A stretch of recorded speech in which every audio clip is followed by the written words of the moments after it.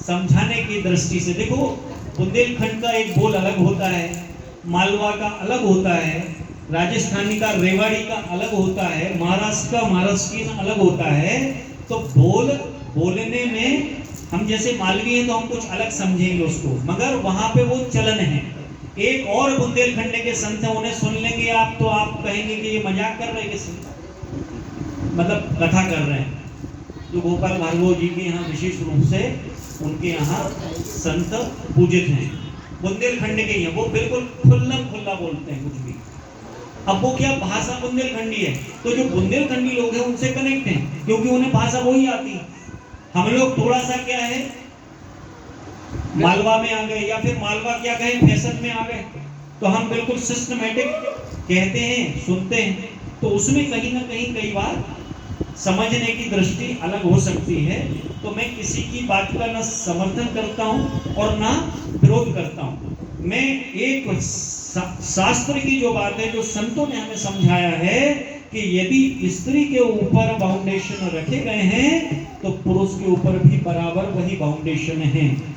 इस समाज को वो दृष्टि रखना पड़ेगी कि क्या माताएं ही सबकी ओर हैं, कि हम उनको ही पाठ पढ़ाते रहेंगे कैसे चलना चाहिए, या पुरुष मंडल को नहीं है कि वो भी पाठ पढ़े।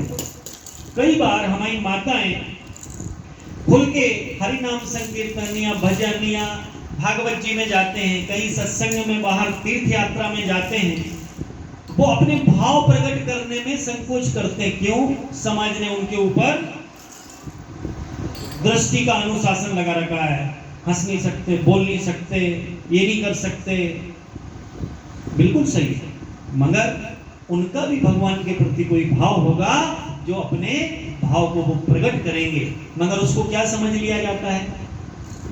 कोई व्यक्ति यदि द्रष्टव्य कर रहा है तो वो क्या समझ लेता है? क्योंकि उसकी दृष्टि गलत है, वो गलत भाव ले लेता है, और बेचारे उनको क्या करना पड़ता है? अनुशासित, अपनी भक्ति का अनुमोदन भाव वो प्रकट ही नहीं कर पाते।